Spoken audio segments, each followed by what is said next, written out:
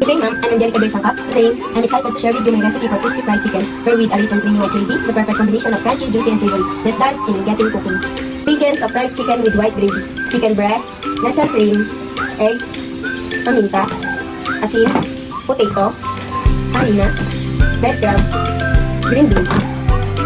The tools and equipment I used to cook: pan, knife, chopping board, bowl, ladle, and lastly, the plate. Here are the basic safety measures to follow. Wash your hands before cooking. Ensure your hands are clean. Use proper utensils. Be conscious with hot pans. Monitor the stove. Use the right temperature. Don't overturn the pan. And lastly, clean up. Ilagay sa harina ng manok ng paminta. Pagkatapos naman, ay bubuhos ko ang itlog sa isang pinggan. At doon ay sasalin ko ang manok. Pagkatapos ko itong ibabad, ilagay ko ito sa bread crumb.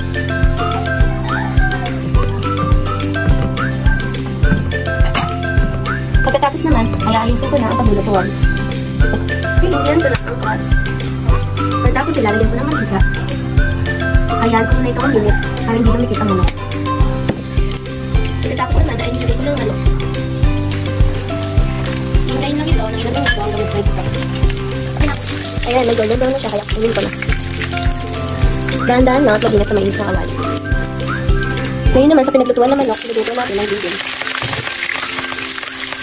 Saglit lang natin sa luto, natahan ko naman. Ayan, tapos na, dahan-dahan ko naman itong sasalin sa isang sapito.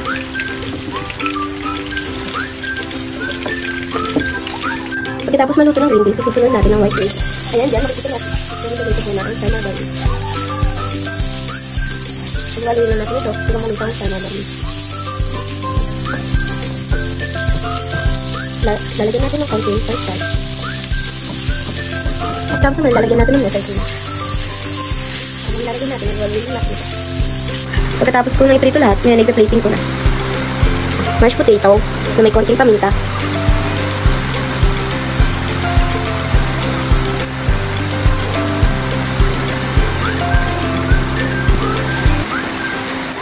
Tapos naman, nagbibigyan natin ng green beans.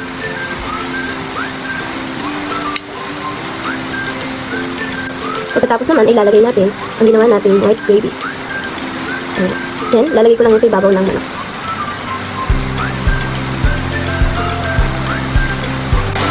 Fried chicken with white gravy. Appearance niya golden brown and crispy fried chicken with creamy white gravy. Aroma, savory and vibrant with hint and nerve and spice. Taste, crispy, juicy and flavorful with a rich creamy gravy. But well, crispy fried chicken is smooth gravy. But I learned right oil temperature is the key. Cooking gravy prevents loss. And this is my final fried chicken with white gravy. And now, this is my final white gravy.